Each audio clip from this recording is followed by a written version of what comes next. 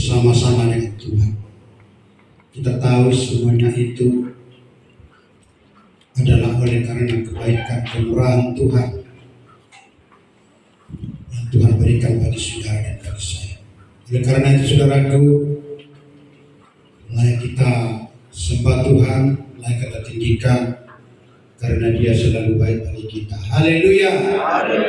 Firman Tuhan hari ini yang mau kita perhatikan yang terapun di dalam Perjanjian Baru, yaitu Filipi 1 ayat 22. Filipi 1 ayat 22, kita akan sama-sama membaca satu ayat firman Tuhan hari ini. Filipi 1 ayat 22. Kita akan sama-sama baca dengan hitungan yang ketiga. Jika sudah temukan, katakan amin. 1, 2, 3. Tetapi jika aku harus hidup di dunia ini, itu berarti bagiku bekerja memberi buah. Jadi mana yang harus kupilih? Aku tidak tahu. Puji Tuhan. Bapak Ibu Saudaraku, firman ini yang pernah disampaikan oleh Rasul Paulus saat dia ada di dalam penjara. Dan waktu itu Rasul Paulus bisa dikatakan sudah lanjut usia, sehingga dia katakan dalam ayat 21 itu bahwa mati adalah keuntungan bagi dia. Dan kalaupun dia hidup, firman Tuhan ini katakan berarti bagiku bekerja memberi buah. Nah, Bapak Ibu Saudara yang dikasih Tuhan, firman Tuhan ini menyampaikan bagaimana kehidupan oleh Rasul Paulus itu sebenarnya dia sudah ingin mati, tapi dia berkata, kalau saya hidup, saya akan mengeluarkan buah, saya akan memberikan buah. Ini adalah satu komitmen yang dimiliki oleh Rasul Paulus ketika dia sungguh-sungguh adalah milik Tuhan, dia punya itu.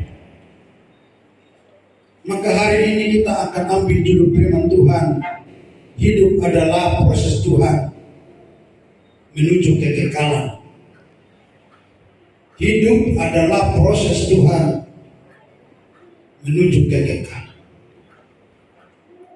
Nah, Bapak Ibu Saudara yang dikasih Tuhan, meskipun kita masih di dalam proses, Tuhan, maka Rasul Paulus katakan kita harus mengeluarkan buah. Kita harus selalu berbuah. Apapun itu buah saudara, apapun itu buah saudara, sebesar apapun itu buah saudara, sebesar apapun itu buah saya.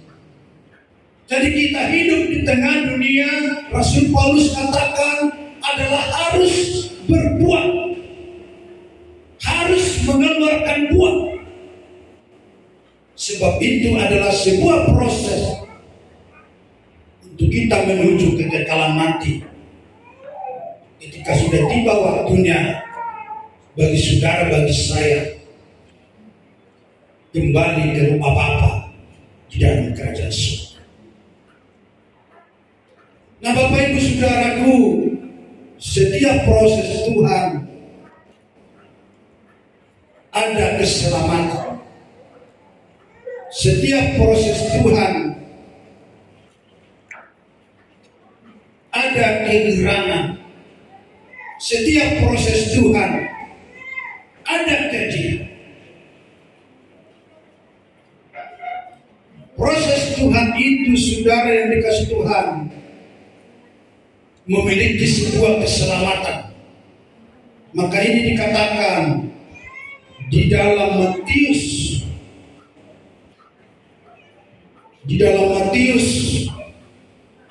7 ayat 14.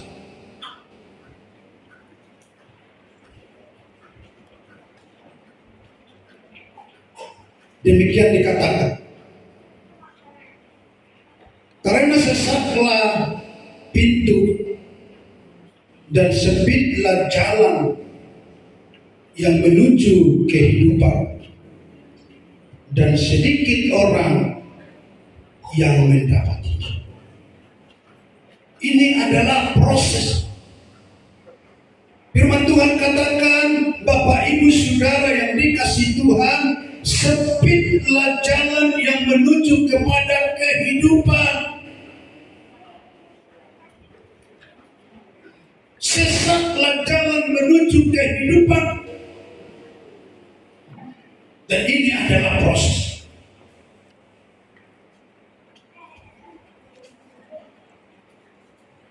Ini adalah proses Tuhan yang Tuhan berikan bagi setiap orang.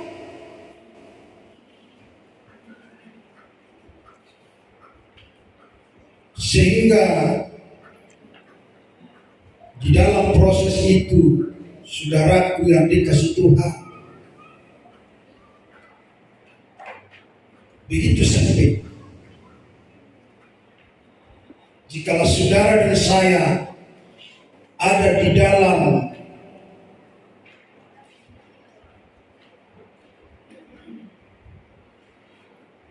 pintu yang sempit itu, maka saudara dan saya lah bahagian yang bisa masuk ke dalam kekekalan. Saudara yang dikasih Tuhan, sifat manusia maunya jalan lebar. Sifat manusia tidak ingin yang sesat, tidak ingin yang sempit, tidak ingin yang berat. Tapi sifat manusia itu inginnya, kemauannya enak. Dan enak itu sifat manusia, saudaraku yang dikasihi oleh Tuhan. Tapi di dalam proses Tuhan itu, saudara yang dikasih Tuhan, berat Tuhan katakan sungguh sangat sempit. Sehingga Tuhan katakan sangat sedikit orang yang bisa masuk ke sana. Tidak banyak, sangat sedikit. Jikalau kita bahagia yang sedikit ini, jikalau saudara bahagia yang sedikit ini, maka saudaralah dan kitalah yang dapat melewati proses untuk menuju kekekalan yang Tuhan siapkan itu. Jadi orang Kristen, saudaraku yang dikasih Tuhan, tidak perlu luar biasa. Ketika orang itu hanya biasa saja, lebih baik orang Kristen biasa saja, tapi dia mengeluarkan buah yang sangat luar biasa. Haleluya. Ada orang berkata luar biasa, tapi buahnya biasa-biasa saja. Bagi Tuhan itu, saudaraku, tidaklah sangat penting luar biasa manusia. Tapi Tuhan inginkan, sekalipun saudara saya biasa-biasa saja, tapi saya mengeluarkan buah yang luar biasa. Itu yang paling disukai oleh Tuhan. Itu yang paling disenangi Tuhan. Dan itu yang paling diinginkan oleh Tuhan. Sebab luar biasa itu Tuhan mampu, Tuhan sanggup berikan bagi saudara dan bagi saya. Haleluya. Nah, Bapak Ibu saudaraku yang dikasihi oleh Tuhan, hari ini Firman ini memberitahukan kepada kita, saudaraku yang dikasih Tuhan, supaya kita ada setia di dalam proses Tuhan. Sekalipun itu pahit, sekalipun itu berat, ketahuilah itu satu proses yang dikerjakan oleh Tuhan menuju saudara dan saya sampai kepada kekekalan nanti yang Tuhan siapkan bagi saudara dan bagi saya. Nah, yang kedua, saudaraku yang dikasih Tuhan, di dalam proses itu pasti ada kegirangan. Pasti ada kegirangan yang luar biasa. Maka dikatakan ini dalam Mazmur 126 ayat 6. Orang yang berjalan maju dengan menangis sambil menabur benih pasti pulang dengan sorak-sorak sambil membawa berkas-berkas. Proses itu firman Tuhan katakan, orang yang berjalan maju dengan menangis, sakit. Ini proses.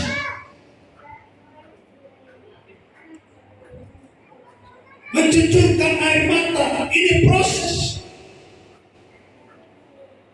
Tapi Tuhan katakan dalam ayat dan selanjutnya, pulang dengan sorak-sorai sambil membawa berkas-berkas.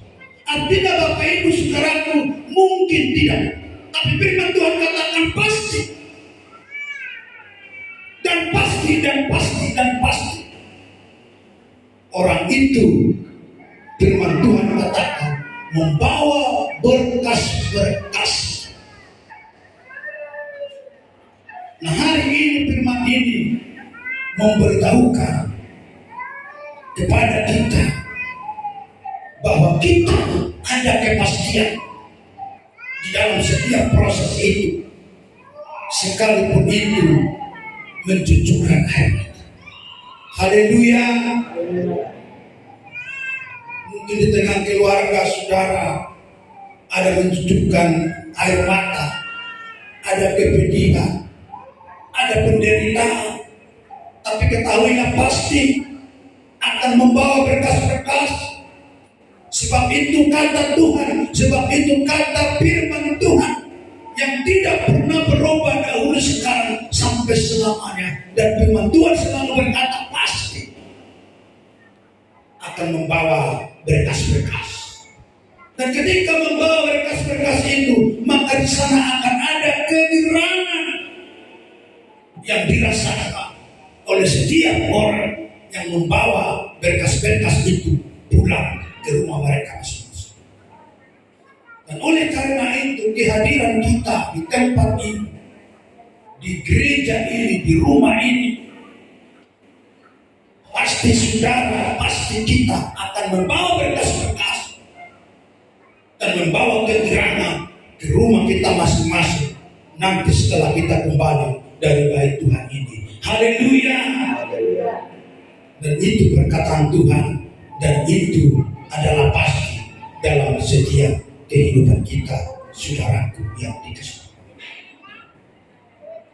Dan pasti melihat kemenangan demi kemenangan akan Tuhan kerjakan di dalam setiap kehidupan kita.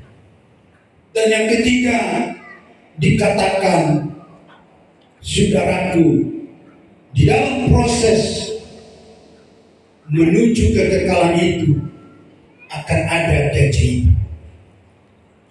Ada keajaiban yang Tuhan kerjakan di dalam setiap kehidupan kita. Dikatakan ini di dalam Mazmur 31. Mazmur 31 ayat 21. Demikian firman Tuhan katakan, Mazmur 31 ayat 21. Engkau menyembunyikan mereka dalam naungan wajahmu terhadap persekongkolan orang-orang. Engkau melindungi mereka dalam pondok terhadap pembantahan lidah. Nah, Bapak Ibu Saudara yang dikasihi oleh Tuhan, bahwa Tuhan di sini menyembunyikan mereka dalam naungan wajahnya terhadap persekongkolan orang-orang yang melindungi mereka dalam pondok terhadap pembantahan lidah. Orang yang disembunyikan di dalam wajah Tuhan itu, sebab firman Tuhan berkata, sebenarnya tak seorang pun yang bisa dapat langsung memandang wajah Allah itu, wajah Tuhan itu. Sebab setiap orang yang bisa dapat melihat itu akan mengalami kematian, sebab wajah Tuhan itu sinarnya begitu luar biasa. Maka orang itu terlindung dari persekongkolan orang-orang dan berbantahan lidah. Ini adalah satu proses dalam setiap kehidupan umat-umat Tuhan, bahwa di sana akan ada keajaiban. Artinya Bapak Ibu Saudara yang dikasihi Tuhan, di dalam kita berjalan di dalam proses Tuhan itu, mungkin akan ada bersekongkol, mungkin akan ada lidah-lidah yang tidak enak, yang tidak berkenan. Dan kita percaya, kita yakin bahwa saudara dan saya akan disembunyikan oleh Allah di dalam wajahnya akan hal-hal itu, sehingga saudara dan saya akan menerima keajaiban yang luar biasa bagi setiap kehidupan.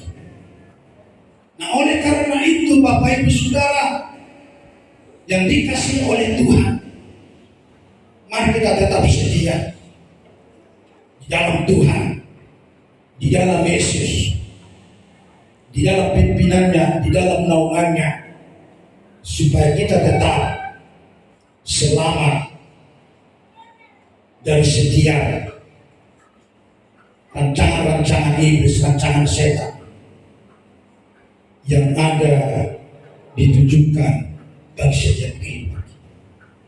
Nah, Bapak Ibu Saudara yang dikasihi Tuhan, hari ini keajaiban-keajaiban yang perlu kita renungkan. Firman Tuhan banyak mencatat seperti 5 roti, atau terbalik 5 roti 2 ekor ikan. Iya benar ya, tidak salah. Nanti saya paham salah juga, nanti jadi tak enak. Jadi saudaraku yang dikasihi Tuhan itu, setelah itu terjadi keajaiban,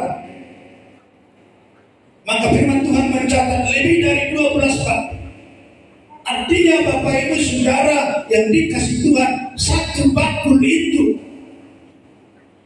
adalah untuk belanja saudara 1 bulan. Maka ketika 12 bakul itu adalah belanja keluarga saudara dalam 1 tahun. Haleluya. Kalau bakulnya besar, sebesar segini, luar biasa. Jadi saudara, proses itu Tuhan lakukan, terjadi keajaiban. Dan Tuhan siapkan bagi keluarga lepas keluarga 1 bakul 1 bulan. 1 bakul 1 bulan. Maka itu lebih, sebenarnya itu Tuhan berikan untuk persiapan anak-anak Tuhan yang ada di dalam proses itu, untuk menikmati 1 bakul 1 bulan untuk belanja 1 keluarga. Nah, oleh karena itu, di dalam kita mengikut Tuhan, mari kita percayakan hidup kita kepada Tuhan, percayalah Dia akan siapkan bagi saudara satu bangku, bagi satu keluarga ini. Tergantung Tuhan, apakah bakulnya besar, apakah bakulnya kecil, apakah bakulnya sedang, itu hak prerogatif Tuhan. Tapi yang jelas akan Tuhan siapkan itu bagi saudara, bagi saya, bagi kita semua. Haleluya. Dan itulah keajaiban Tuhan. Itulah keajaiban Allah yang Tuhan berikan kepada saudara, kepada saya, kepada kita. Sekalipun saudara dan saya sedang diproses Tuhan untuk menuju kekekalan yang Tuhan siapkan itu, Bapak Ibu Saudaraku yang dikasihi oleh Tuhan. Bapak Ibu Saudara yang dikasihi oleh Tuhan, keselamatan itu harus kita kejar. Amin. Kejar itu keselamatan. Sebab ketika kita mengejar keselamatan itu di dalam Tuhan, maka saudaraku yang dikasihi Tuhan, maka kita bukan mengejar dunia, tapi kita mau mengejar Tuhan. Untuk saya dapatkan keselamatan, untuk dapat saudara keselamatan itu harus dengan mengejar Tuhan. Sehingga Tuhan katakan, akulah jalan dan keselamatan. Artinya saudara, kita mau kejar Tuhan, kita kejar Dia sedang berjalan. Sebab Dia keselamatan itu, Dia jalan itu. Hanya Tuhan yang dapat kita kejar. Dunia ini jangan saudara kejar, dunia itu jangan kita kejar. Dunia ini adalah pada waktunya nanti akan hancur, akan binasa, dan tidak ada yang kekal. Tapi yang kekal adalah Tuhan kita. Dialah yang mau kita kejar di dalam setiap kehidupan kita. Maka oleh karena itu, di dalam keselamatan itu kita harus kejar Tuhan, tapi jangan kejar dunia. Oh, bagaimana itu pendeta? Kalau tak kerja tidak bisa makan. Ya memang harus kita kerja. Tapi artinya bukan mengejar dunia, tapi kita mau mengejar Tuhan. Dan ketika kita mengejar Tuhan, maka segala sesuatu ini akan ditambahkan Tuhan bagi saudara dan bagi saya. Haleluya. Sehingga Tuhan katakan, carilah dahulu kerajaan Allah, maka semuanya akan ditambahkan di sana. Itu orang yang mengejar Tuhan, semuanya akan ditambahkan. Sebab kita tahu dan kita mengerti segala sesuatu yang ada di bawah kolong langit di muka bumi ini adalah otoritas Allah, di bawah pengawasan Allah. Oleh karena itu, mari kita kejar Tuhan supaya segala sesuatu yang itu ditambahkan bagi saudara dan bagi saya. Artinya, ketika kita mengejar Tuhan, maka kita tidak mengejar lagi kesuksesan pribadi, tetapi kita mau merendahkan diri di hadapan Tuhan. Maka yang terbaik terindah akan Tuhan berikan bagi kita. Dan yang kedua, saudaraku, keselamatan itu mari kita kejar takut dan gentar akan Tuhan. Takut dan gentar akan Tuhan artinya Bapak Ibu Saudara, kita tidak seenaknya di dalam berjalan di tengah-tengah dunia ini. Saudara-saudara yang dikasihi Tuhan, kita sudah cukup dengan kasih-Nya Tuhan. Sehingga Rasul Paulus dia cukup dengan kasih-Nya Tuhan. Sekalipun dia tidak menerima kasih dunia ini, karena kasih dunia tidak ada sehingga dia di penjara, sehingga dia saudaraku dikurung, sehingga dia saudaraku dibenci.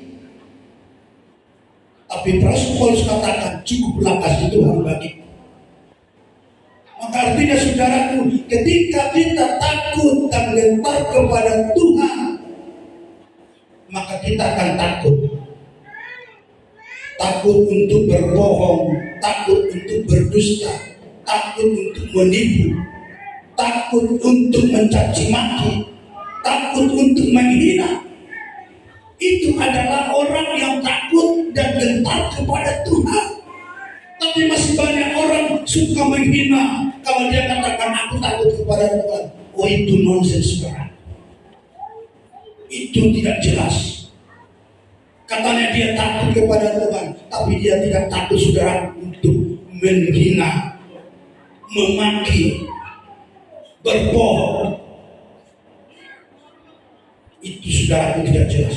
Maka orang yang takut dan gentar kepada Tuhan itu, dia akan mulai takut untuk berbohong, dia akan takut untuk menipu, dia akan takut caci maki.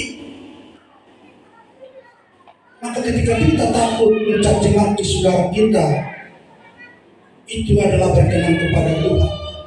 Sebab saudara kita itu pun sangat berharga di mata Tuhan, sangat berkenan di mata Tuhan. Tidak ada ubahnya saudara kita dengan kita di mata Tuhan. Hanya manusia yang sering membeda-bedakan, tapi Tuhan tidak pernah membeda-bedakan siapapun mereka, apapun sukunya, apapun rasnya, apapun warna kulitnya. Tuhan tidak pernah bedakan.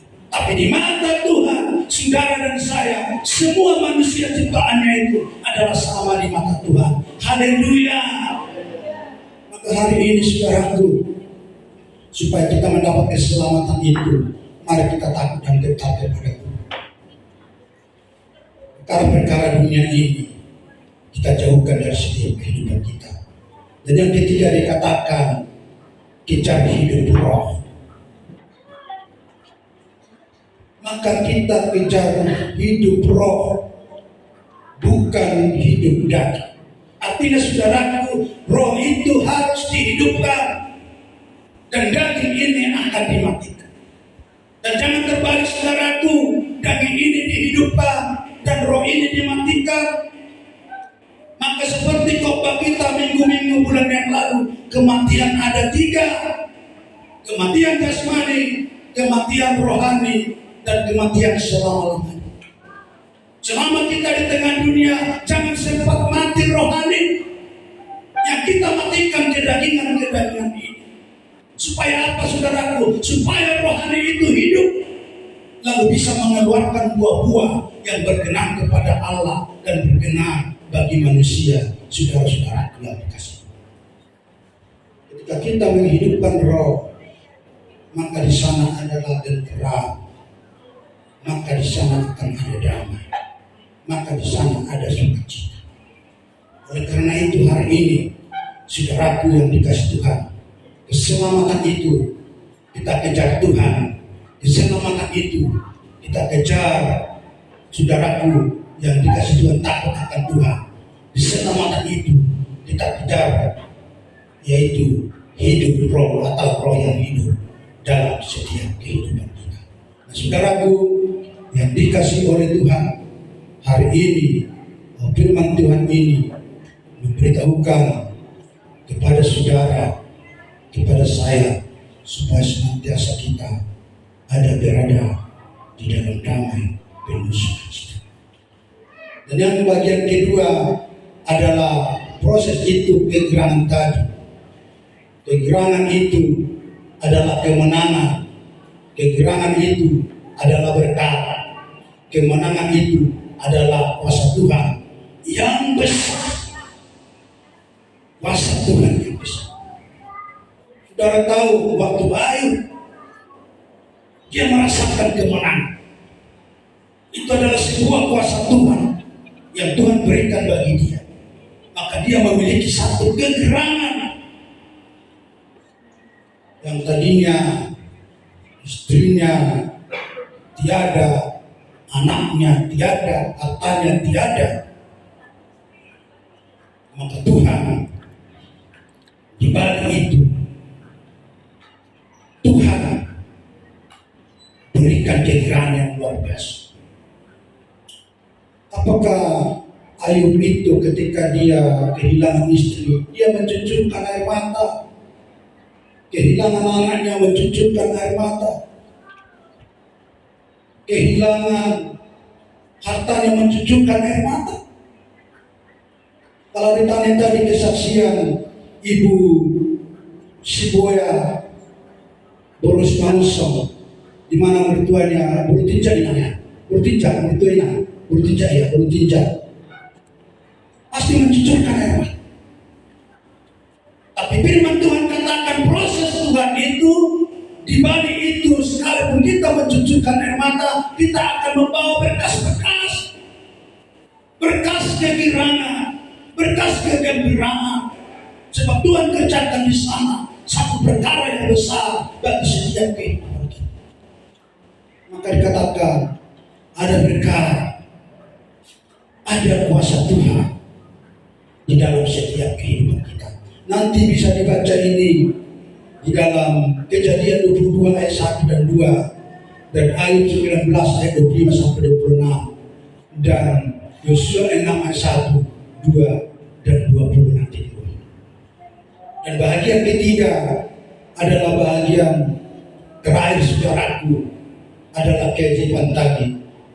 Proses itu ada keajaiban, proses itu ada kegirangan, proses itu ada keselamatan saudara-saudaraku yang dikasih Tuhan. Dan kita masuk yang terakhir, apa proses itu adalah keajaiban. Kita baca satu ayat Mazmur 77.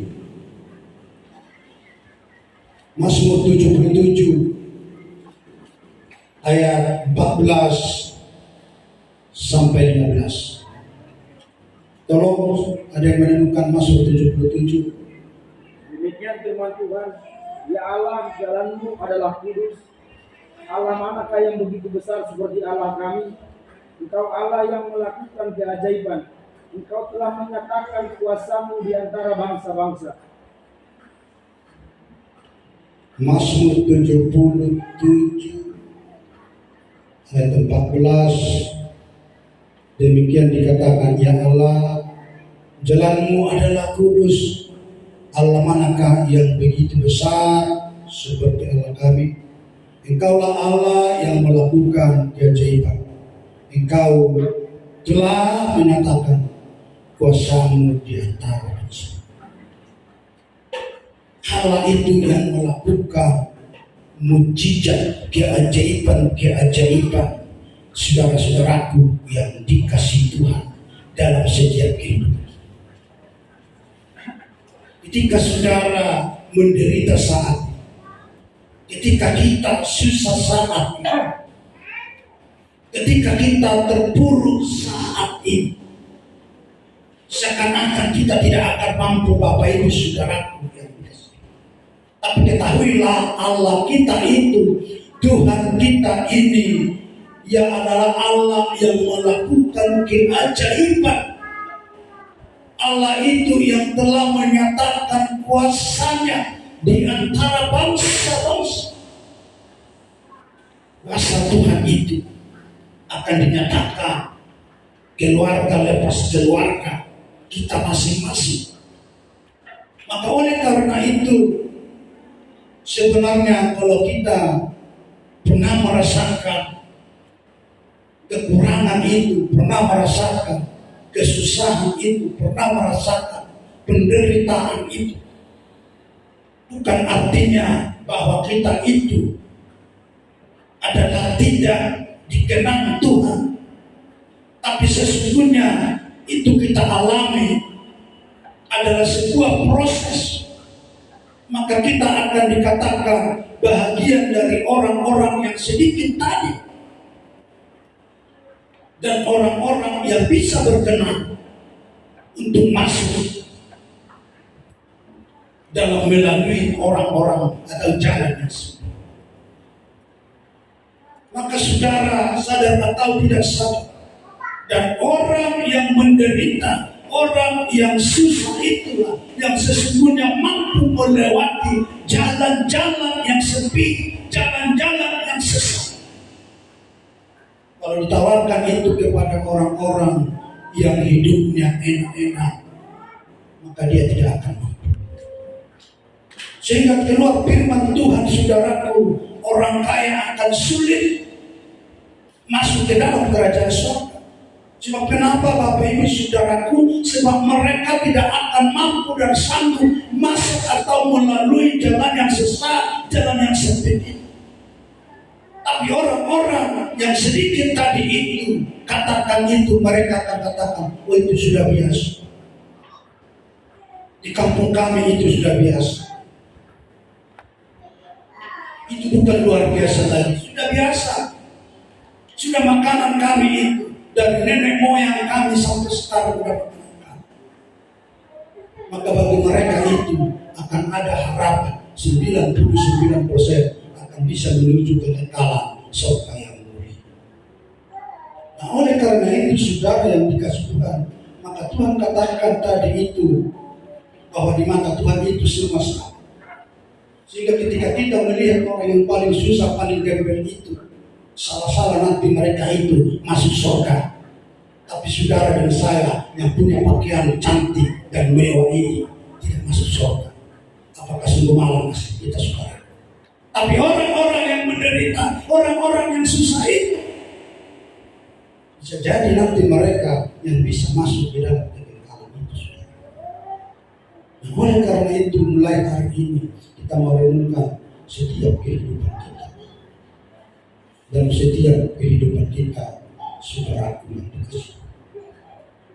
Maka ketika orang di dalam proses itu akan melihat keajaiban dan kebesaran Tuhan, dan orang yang di dalam proses itu akan melihat, saudaraku yang dikasihi Tuhan, kuasa Tuhan yang sangat dahsyat, kuasa Tuhan yang luar biasa bagi setiap kehidupan mereka, saudaraku. Sehingga dalam Mazmur 86 ini Tuhan katakan ayat yang terakhir bagi kita. Mazmur 86 ayat 10. Demikian dikatakan, sebab Engkau besar dan melakukan keajaiban-keajaiban. Engkau sendiri sajalah Allah. Raja Daud katakan, Engkau maha besar, Engkau sajalah Allah.